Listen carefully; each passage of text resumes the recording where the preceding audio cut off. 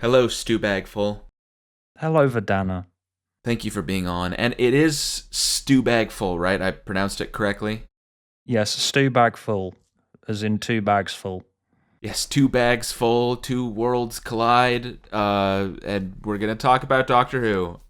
Very nice to chat with you. This is very nice to chat with you. I have, I'm going to make this as stilted and as awkward as possible for the record. I, w- I was hoping, the most fun interviews to watch are the ones that are really stilted and awkward. Okay, yeah. Okay, Stu, I have four questions for you. And let's just start banging them out, shall we?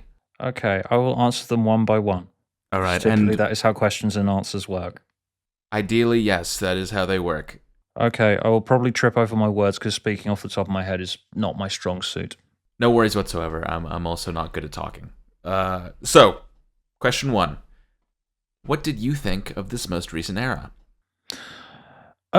Well, I thought it was about as good as I was expecting it to be. I know I'm quite the odd one out on that one because the second that it got announced that Russell T Davies was returning, immediately the fandom exploded because this was what was often touted as the solution to all of the problems for years because people were talking up how about if Russell T Davies returned? That would be a good idea, right? Because like lots of stuff that he had been doing in the intervening years was quite interesting, quite experimental, quite new, quite fresh. I was a little bit more cynical because I think the show had already kind of burned itself out by the end of the Chris Chibnall era, and Mm. probably slightly before that actually. Because the internet discourse, I think, is the key problem for me in particular with Doctor Who because I'm so into the fan community. I'm always listening to all of these opinions, and they're usually quite negative right now. Yeah. Before internet discourse was a thing, there were lots.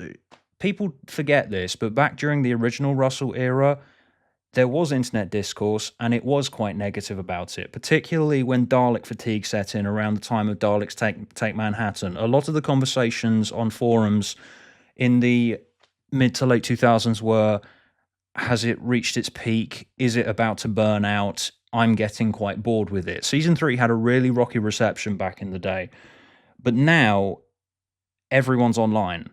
It's not just in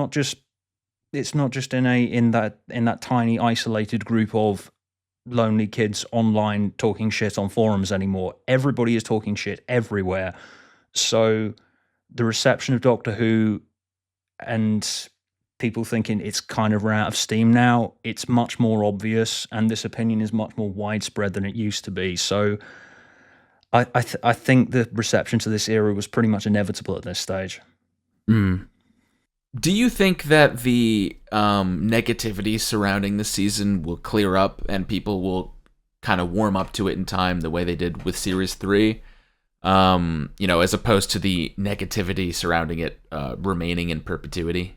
It's possible because classic Doctor Who had this issue as well. For decades, everybody was saying that that the Seventh Doctor's era was the worst one because that obviously follows, right? It's the one. It was the last one. It was the one that happened directly before the show got cancelled. And personally, when I was a little teenage nerd who was really into the revived series of Doctor Who, I went back, watched as much classic Doctor Who as possible, and I really clicked with the Seventh Doctor's era. So whenever people kept on saying Sylvester McCoy was the worst Doctor and that was the worst era of the show, I didn't get it at all because I was really enjoying the story in itself. But at the time, that couldn't be disconnected from the context that it was released in. So I think possibly once the show goes away, which most fans that I talk to these days are pretty much unanimous in saying that the show is probably going to go away quite soon because things aren't looking great and haven't been for quite a while now. Everybody was already talking about the show potentially going on a hiatus around the end of the Chibnall era, and then Russell coming back and the hype behind that seemed to put that on hold for a while. But then season 1 launched and basically died a death in the ratings and didn't really calm the fan base at all. I think maybe in several years' time, if we are headed into a wilderness period again, which is looking likely, maybe people will warm up to it a bit more. Personally, the only two episodes that I think are artistically viable. Right, this is me right now, as disconnected as I am from fan discourse and thinking it's completely out of control. There's two episodes that I think will survive the test of time: 73 Yards and Dot and Bubble. Mm. Those are the only two which I think there's a reason for these to exist. Everything else is just rehashing stuff that's been done before. Where does Lux rank for you? Do you think that that's one of the higher tier episodes of the season? Um, it's interesting. I'll give it that. Technically, it's very impressive, but I do see it more as a tech demo than an actual episode. Because as I'm watching it, I'm seeing the beats of the story. You know, you go from what you go from. There's this mystery. There's this mysterious cinema. They go over here. They hear about what's been happening in it. They go over there. They meet the monster. I can see the track that it's running on because I've been watching this show for too long, and I see the formulas now. So that's probably why I was so warm to 73 Yards and Dot and Bubble, because it's different. It's new. I hadn't really seen Doctor Who do things like that before. Yeah, those are the two episodes that have reminded me the most of Black Mirror, of anything Doctor Who's ever done. Do you think that the show should pivot more in that kind of direction? More sort of experimental Doctor Who episodes that are focused around one particular theme or idea? Possibly, but I don't think, as I said, I think fan discourse is too intertwined with it intertwined with Doctor Who at this stage, to the point where just being a Doctor Who episode is a problem because those episodes were very controversial among the fandom because they are so different. Like 73 Yards was like this moment of sorry, tripping over my words here. It was the first time that I'd actually wanted to show Doctor Who to people in my social circle and my friends and family who hadn't watched it in quite a long time. And when they saw it, they were like, "Huh, this is interesting." I forgot that this show could tell compelling stories. I'd forgotten that Doctor Who could tell compelling stories, because by that point they just thought it's that thing that's just been doing the exact same thing that it always does for years now. No, I know exactly what you mean on that front. Most episodes of this new era, especially the earlier ones like Church on Ruby Road, Space Babies, Devil's Cord, I would not have been caught dead showing those to my friends that don't watch Doctor Who. I've talked to this with people about this with people before, especially the Christmas specials. There was this trend among my friends in the Doctor Who fandom to say that we don't really watch it together as a family at Christmas anymore. Now I have to go into another room and watch Doctor Who myself, because otherwise people will just be staring at me like, "This is the show that you like, isn't it?" Yeah. And it's funny because it really does feel like history repeating itself a little, because that's exactly what people who were fans of the show in the 80s described, including Stephen Moffat, who specifically recounted in some interview he did the secondhand embarrassment he'd feel when he would put episodes of the show on for his friends to watch, and it was so poorly made, even by the standards of TV at the time, that it would just make him want to curl up inside and die. And yeah, I really feel like we're seeing history echo itself a little bit here.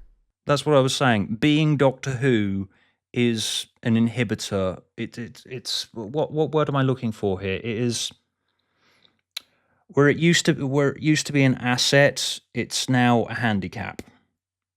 Yeah, I suppose that kind of leads into my second question here, actually, which is, if you had been showrunner, going into the 60th anniversary, and beyond, what might you have done differently? The Doctor does not regenerate at the end of the giggle. He just goes and lives with Donna, and that's the end of it. Just the end of the show? Yeah, pretty much. In other words, if you were showrunner, you would have ended the show. Yeah, pretty much. That's all I would have done. I Okay, mean, if you don't want to have a job. there's a bit in the video that I've just sent to you that I'm going to be posting on my channel soon. I think New Who at this point, it needs the ending of the final serial of the final episode of Survival. It needs the moment where we just do one final story, one last drive for the hell of it. The Doctor does a pretty speech at the end and it just walks gracefully out into the night, because I'm sick of every year or two we have another episode which just exists to try and desperately cling on to some sense of continuity, to try and give the show a new lease of life and a new reason to exist, but it's not going to at this point. It's too wrapped up in itself. People are too aware that it has been, you know, that it's been burning through all the goodwill that it had left for the last few years. It needs something pretty beautiful to go out on so that people can feel warm, fuzzy, nostalgic, and hope that it comes back again one day. That's what I want to give the show. It's also kind of a double-edged sword in a way, because simultaneously being reliant on its own past and its own continuity, it also really doesn't seemingly want to adhere to its own continuity, and it's constantly breaking its own continuity, like bringing back characters but having them be completely different to how they used to be, or totally redefining the rules of regeneration or whatever. So it'll simultaneously piss off hardcore fans who, want the continuity to be adhered to and want it to feel like there's some sort of, like ongoing structure to the world. But it will also alienate new viewers who aren't familiar with this continuity and all these lore dumps that you're giving, and won't know what the hell you're talking about. Yeah, so it really is a case of falling between two stools here. I just don't see the benefit of this approach. Yeah, it's doing these somersaults, just trying to get attention from anyone. But as I said, it's just desperate to get attention these days, and I do think it needs to go out gracefully. Yeah. And you've been talking about this new video you're about to post. As an on and off Doctor Who content creator, how has this new era affected how you make Doctor Who videos? That's an interesting question. Well, I heard the rumors back in 2022 that the show was basically about to go on hiatus anyway. So I thought, oh, thank God, I don't have to make the same video over and over again about how much I don't like Chris Chibnall's Doctor Who. Mm-hmm. So I started pivoting my channel away from that at the time and making videos about other things that I was interested in, like sitcoms. And I ended up getting a lot more attention than I was getting from my Doctor Who content anyway. So I'd basically just kept on doing that and assuming that we were going to end up at this point where the show was probably about to go on hiatus again, and just celebrate that. And warn anyone else that, yeah, Doctor Who is kind of not a very... It's not a stable enough thing to stake your content on anymore. Yeah, I've noticed some channels that were formerly dedicated exclusively to Doctor Who sort of diversifying their content now, like Harbo Holmes, who has become largely a Pokemon channel now in the wake of everything that's happened. Yes, I follow him quite. Not completely. Because I don't really watch that many Doctor Who. I don't really watch that many Doctor Who YouTubers these days. I watch my friends, obviously, but I do occasionally. And the final question I've got for you here today is, do you think that the show is in a better or worse spot now following Russell's return?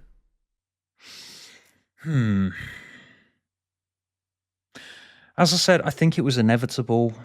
I think things have stayed the same. Well, for me specifically, I know it hasn't for lots of people, because their one hope that they were clinging on to for years, that this was the touted solution to all of the problems. They were hoping that was going to work, but I was never under any illusion that it was going to work. I think it's burned out all its goodwill, and it needs to, as I said, bow out gracefully for a while, go away, regroup, come back in... It doesn't even have to be a decade. Maybe it can come back in like 5 years, completely revamped with a new format. Admittedly, things will have to change quite a bit. But admittedly, things will have to change quite a bit if it goes off the air for quite a while and tries to come back in a in a new form.